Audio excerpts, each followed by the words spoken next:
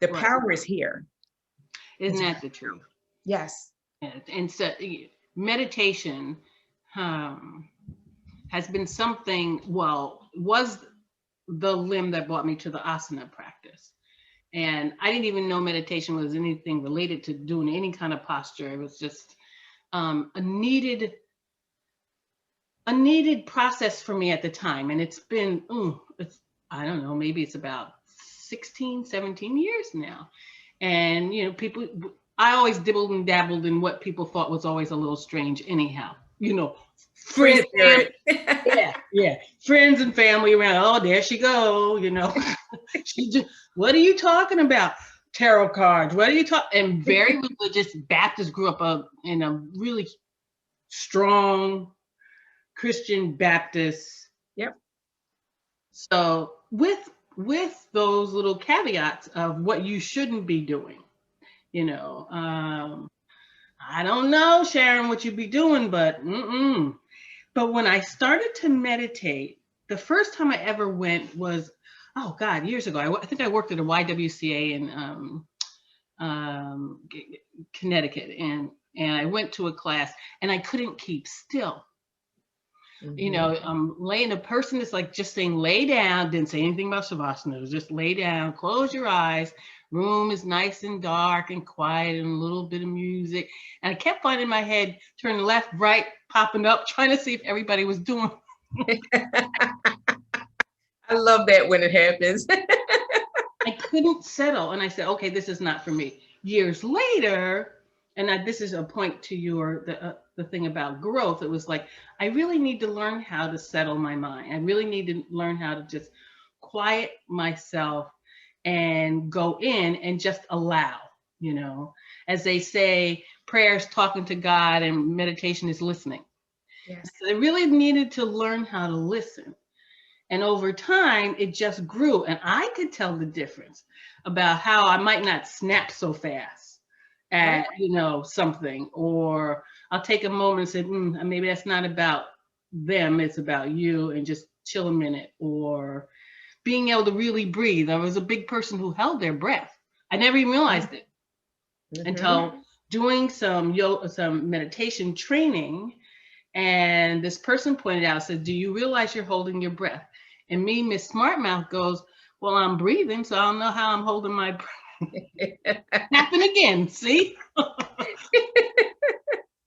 Like, well, yeah, you're breathing, but you're really holding your breath. Learning how to just be at peace. And over time, it just drifted into doing the asana practice. But it has really helped me to, when I can, sometimes it's easier than others. I always tell people about that with meditation. Sometimes it's easier than others. And, that, as they say, monkey mind, or you just can't get thoughts. And I said, that's normal and natural. They just let them be, watch them pass, and go to the next one, for sure. But yeah, so I know that you, and I know people who follow you, you have a very strong following. Your drawings and your prose. Talk a little bit about that, because I think that has a huge impact on the IG community, for sure. I know it does, regardless of whether it's a BIPOC person or a person of European descent. So. Well, it's interesting because I want to say maybe 3 years ago, when I started kind of tinkering around with it, I never was someone who drew. God knows I never did poetry. Never did any of that. So it was, I think I saw something on Instagram. I'm like, oh, I would love to try that. I would love to try calligraphy. And I just started playing around with it and looking at YouTube videos and just practicing on my own. And, again, finding the courage. I share my videos because it not only does it give me that ability to look back on and track the growth, but it also holds me accountable. I was one who was always so concerned about what other people thought.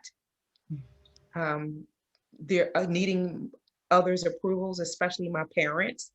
I think I was in my late 30s before I finally got to a place where I was able to cut the apron strings for my mom and let go and have a better relationship with them because I wasn't so concerned about the Mm. others approving of me. And putting out my first like Instagram post where I practiced calligraphy, it was I found myself a little nervous because of a fear of judgment or somebody saying, "What the heck is that?" Mm. And this community is amazing. It really is. You hear so many negatives about the Instagram community, but it's a powerful outlet for me. And I mean, I got so much encouragement. Mm. And I'm like, wow, okay, I'm gonna keep practicing and trying and do that more. And you spoke about meditation. People just, associate meditation with being still only, but I find myself in a Right. state of meditation when I am drawing, where I'm writing, where I'm doodling is what I call it. It's just really just letting go of the thoughts and just kind of just letting the pen do its thing. And without judgment, I'll just draw it and I won't fix the mistakes and just let it go. And it's been a place of meditation for me. And the same with poetry. I think within me, I've always had this desire to always help other women in particular. Um, so whatever I've gone through in life, I try to find a way to put pen to pad and to express that or a memory or anything. And it's therapeutic for me, but my prayer and my hopes is that somebody who's reading this say, wow, that's me too. Or I needed to hear that word, or I needed to hear those words. Yeah. And that's the motivation behind it. But I stumbled into it.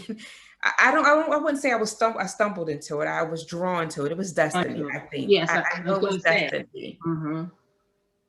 for Things, sure. all things, I'm a believer, happen for a reason. All connections we make, if we just take a moment to look back, we can see the breadcrumbs, so to speak, leading to Definitely. that particular point.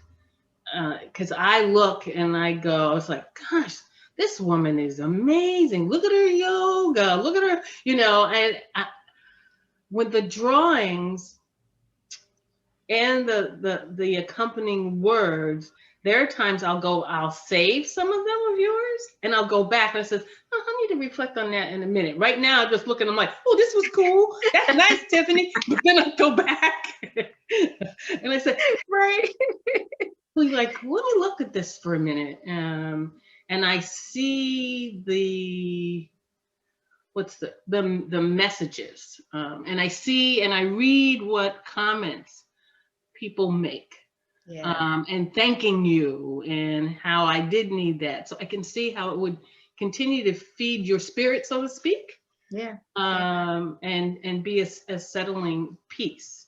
When I see when I'm going down I kind of curate the people that I follow. It's people that I truly am inspired by.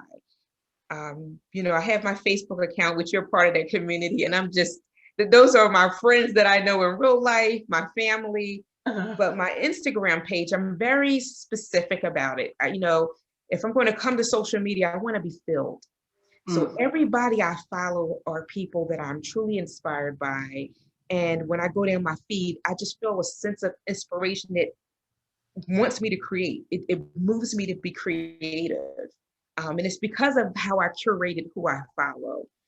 And so that's what my thought when I put something out there is this going to make somebody feel a little bit better, even if it's just one person?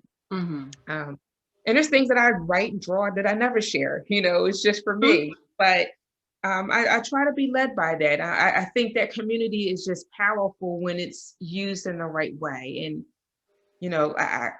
following people that inspire you and not following people out of obligation is so freeing. Wow. But if somebody unfollows me, I never take it personal.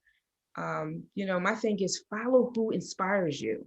Mm-hmm. And as I do that, it helps me to want to be better or to create. I'll go down my posts and I'm like, oh, I feel like getting on my yoga mat after seeing, those 3 or 4 posts, or it makes me want to create something. See, that resonates for me because I think over time why I followed someone has really changed. Um, and then I'll find myself going through and going, but like, why are you following that person? And it's not about whether they're following you. Sometimes it's out of obligation, or Yeah. sometimes you may not want to hurt the person's feelings. I won't unfollow them. I Yeah. may mute an account for a moment. Mm, And sometimes it's not about them. Sometimes it's my own insecurities. Sometimes, especially if I follow someone and they're posting things and something about me is stirred, mm, I will never unfollow that person. I'm like, this is good for me. This is a lesson. Why am I stirred by mm, another person is doing or saying? Like, what is that about? And a lot of times it's your own insecurities. mm. Sometimes it's your own insecurities. Again, how we talk about the asanas are not about the postures. There's a message in everything. There's so much energy around follows and likes and Wow. all of that. And because there's so much power around it, there's obviously things to learn from that energy that Mm, is exchanged between a follow, an unfollow, a comment, a like. And it makes me want to dig in and say, what is that about, Tiffany? What, you got mm, some room here, you got an opportunity here. mm. I'm sitting here going, boy, is that true?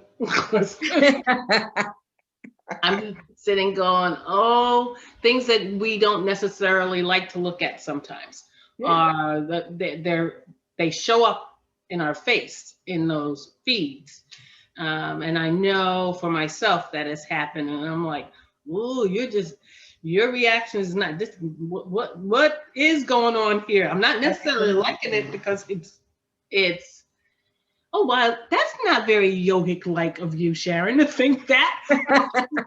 We're human beings, right? We're wired to judge. We're Exactly. wired for it. And that's where the lesson comes in. That's where I want to stop and say, okay, what is this about? Because it's not about that person and their content. What is this really about? Why does that make you uncomfortable? Right. You know? And it makes you dig a little deeper and make you a little bit less judgmental. And it's always there. It's always there for me to learn. Um, but yeah, so I find it's interesting how I find my relationship to sharing content there is so completely different of how I interact on my Facebook page Right. because of the Very way. different. It is Yeah. different. It's different for me. I guess now my Facebook is a lot less political. I'll say a lot less political than it was a few months ago, because it was heavily political then. But, but I find that my having the three accounts and trying to manage how I see all of them, how I connect and interact with people. And what's ringing true for me is when you say following out of obligation or looking at why. So when I started this particular account, BIPOC Yogi Speak, when I finally the name came to me, because it's gone through at least 3 iterations, Mm-hmm. and I said, no, I really, really, really, really feel that there's a place for sharing what it is for us, and not just, I mean, our whole life. I don't know if that's being clear. Not just about yoga, because you can't separate who you are Yeah. as a female, whatever your ethnicity is, whatever your race, your age, whatever, you can't separate that out from what your yoga is. And I said, we need a place where I feel like where people can actually share that. So when I started, somewhere in the back of my mind, I had all this expectation, all those folks that were following me because, oh, there's this old Black lady with gray hair trying to do a handstand, would just go, oh, that's also who Sharon is, and would follow. And I'm like, where y'all at? I'm not. And then it took me a minute to say, people who will follow you here are those that follow you because of your, like I always say, my mission in life has always been around inclusion. Whatever, you can fill it in, whatever inclusion, man, it doesn't even necessarily have to be about race, but issues, whatever. are those that will follow you because of those pieces of you. Everybody's not following you because you have this stance or this mission or this. And so it's been a learning process for me, for myself, of saying, okay, don't get an attitude because I'm quick. That scorpion in me is quick to get an attitude. You get no attitude because so and so, you ask them, or I'll encourage you. Well, that was a good little talk. Maybe you would consider looking at it or whatever. So you have to just let it be. It's not meant to be, put it that way. It's not meant to be. And of late, I'm finding that I'll get DMs from people who are not just BIPOC folks, but people of European descent, who will ask questions about, well, I didn't know, and what is it that I need to do? They wouldn't dare put it in a post.